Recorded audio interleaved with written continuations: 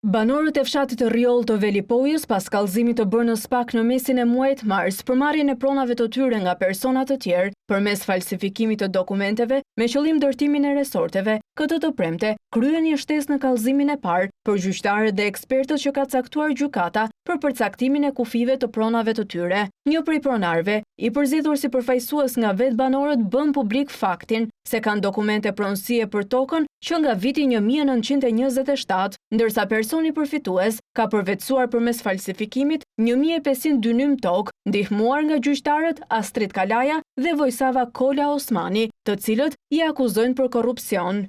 Nga kryesori është Vojsava Kola Osmani. Vojsava ka dhënë vendimin për 1500 dynym tokë, pra të gjitha këto janë përfituar nga një person nga hiqi, nuk ka lidhje me Bregdetin e Velipojës. Një tjetër gjyqtar që është po aq i korruptuar është Astrid Kalaja.